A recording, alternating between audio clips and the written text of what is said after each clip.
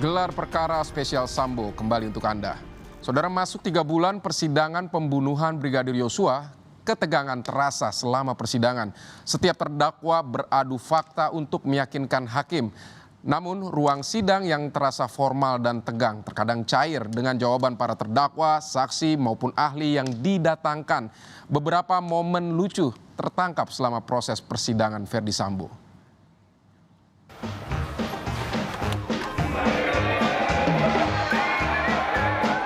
Kalau Ibu menyimpulkan saya di bawah rata-rata, saya ikhlas, Bu. Yang saya tanyakan, saya ini tipe orang pembohong, apa yang tidak jujur apa gimana, Ibu? Jadi simpulannya sebetulnya karena kepatuhan yang sangat tinggi. Padahal aslinya jujur ya, Ibu. Kami tidak bilang bohong, Pak, ya. Tidak ada indikasi manipulatif. Ruang sidang ini memang terasa seram dan juga memunculkan rasa tegang. Apalagi duduk di kursi ini, kursi terdakwa. Semua mata tertuju kepadamu, baik dari jaksa penuntut umum, penasihat hukum, majelis hakim, dan juga tamu sidang. Namun terkadang di tengah tegangnya persidangan muncul momen menggelitik, kalimat, gestur, dan juga tingkah laku baik dari terdakwa maupun ahli yang didatangkan memunculkan gelak tawa. Seperti angin segar yang terasa di tengah panasnya persidangan.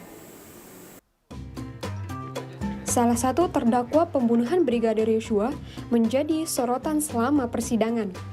Banyak tingkah lucu yang Kuat lakukan, mulai dari menyapa penonton sidang dengan tanda cinta ala Korea hingga memberikan tanggapan ahli.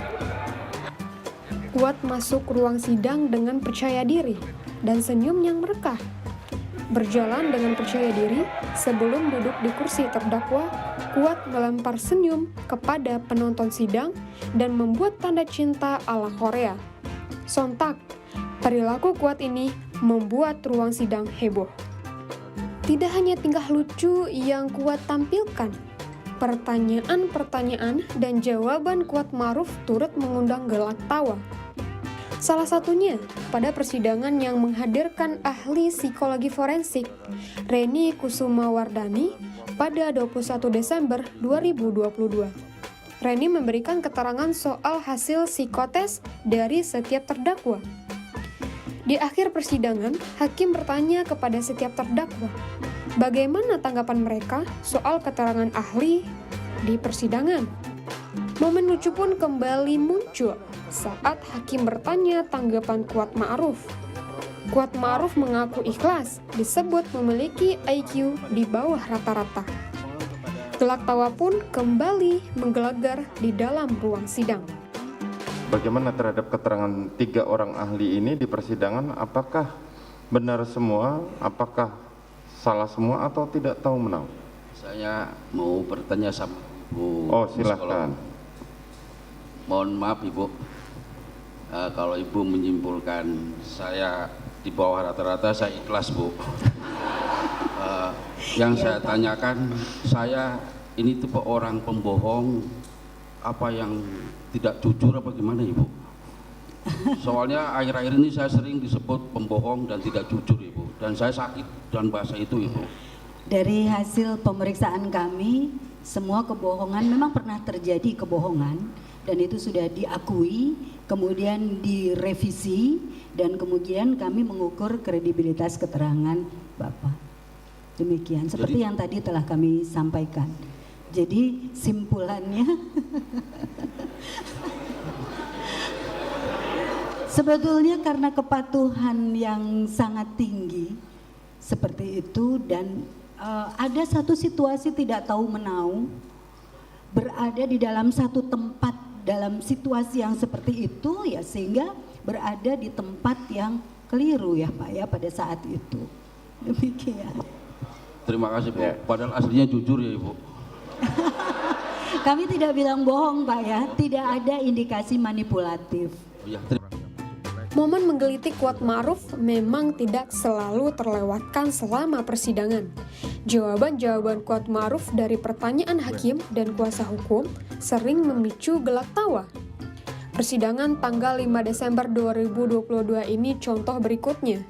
Kuasa hukum Richard Eliezer, Roni Talapesi bertanya kepada Kuat soal lie detector atau alat pendeteksi kebohongan.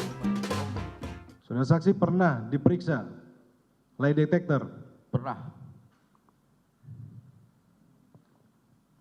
Tahu hasilnya? Tahu. Apa hasilnya? Katanya saya berbohong Saudara saksi berbohong? di layar itu. Jadi saudara saksi berbohong ketika saudara saksi ditanya lihat tembak Ferdi Sambo tidak, saudara saksi bilang tidak. Hasilnya apa? Berbohong katanya. Berbohong. Iya. Jadi yang benar yang mana? Ya benar saya lah, itu kan robot. Itu robot. Itu ilmiah. Ya, kalau posisinya Kelucuan tidak hanya berasal dari Kuat Ma'ruf saja. Pernyataan dari ahli pun membuat gelak tawa, memecah ketegangan di dalam ruang sidang. Ahli pidana, Alpi Sahari contohnya. Alpi Sahari sempat memunculkan pernyataan yang menggelitik. Setelah ditanya soal skenario yang dibuat oleh Ferdi Sambo, ahli pun merasa jenuh dan sebut tidak mau lagi bersaksi. Ahli menilai, ahli kan sudah menilai di dalam BAP bahwa tersangka Ricky Rizal waktu itu ya, waktu di BAP ya, Kuat Ma'ruf, Putri Chandrawati, itu saudara hanya mendasarkan kepada keterangan Richard Eliezer yang dalam BAP waktu itu mengatakan bahwa dirinya diperintah. Bagaimana saudara bisa membuat suatu tesis, suatu kesimpulan di mana semua terdakwa ini mendapat informasi yang sama tentang skenario? Karena keterangan ahli ini kan yang salah satunya juga membuat terdakwa-terdakwa lain juga duduk di sini begitu. Nah, bagaimana saudara bisa menyimpulkan di dalam BAP saudara bahwa dari keterangan Richard Eliezer yang memang diakui dirinya mengetahui skenario dari Bapak Ferdi Sambo, terdakwa Ferdi Sambo, sedangkan yang lain tidak, dan itu juga diakui oleh terdakwa Ferdi Sambo. Sekarang pertanyaannya, kesalahannya di mana? Sedangkan mereka tidak tahu skenario yang disampaikan oleh Bapak Ferdi Sambo. Bisa dijelaskan? Baik, saya juga perlu klarifikasi. Bukan karena ahli tapi terdakwa, Pak. Besok-besok kami tak mau jadi ahli, ya kan Bu ya? Harus didasarkan kepada alat bukti, Pak. Ya. Untuk menetapkan tersangka itu minimal 2 alat bukti pasca putusan Mahkamah Konstitusi. Kalau dikatakan gara-gara ahli menetapkan terdakwa tersangka orang, kami besok-besok nggak mau, Bu. Bagus, kami ngajar aja di perguruan tinggi. Tapi kan saya harus klarifikasi dikuatkan itu, dengan keterangan ahli. Oke, ya. dilanjut. Maksudnya Pak. untuk klarifikasi juga, supaya nanti jangan terjadi persepsi publik bahwasanya ahli inilah, jangan. Itu sangat fatal. Pak. Mohon maaf kuasa hukum Siap. dari terdakwa. Lain halnya dengan jaksa penuntut umum. Jaksa pun terlihat tertawa saat mendengar pernyataan ahli hukum pidana Mahrus Ali yang dihadirkan Ferdi Sambo soal visum yang malah menguntungkan Putri Chandrawati. Gerak-gerik jaksa penuntut umum tertangkap kamera. JPU menggelengkan kepala dan tersenyum puas saat mendengar keterangan ahli hukum pidana soal visum Putri Chandrawati. Gerak-gerik JPU ini pun memperlihatkan mereka sadar akan pernyataan ahli hukum pidana menguntungkan Putri Chandrawati. Tapi begini, saya ngajar mata kuliah victimologi yang mulia, saya nulis buku tentang itu, saya nggak bawa itu kan.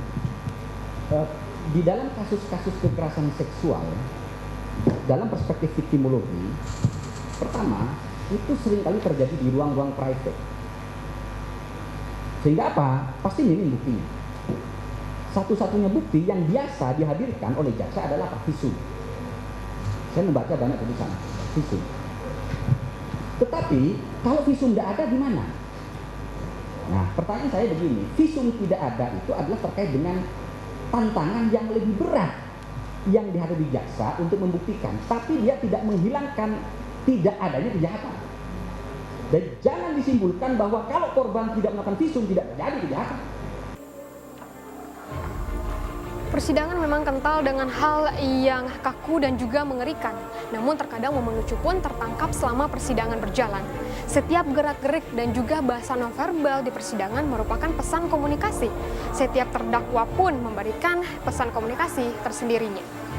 Pesan apa yang ingin disampaikan oleh Kuatmaruf sebagai terdakwa pembunuhan? Kepada siapa pesan ini disampaikan?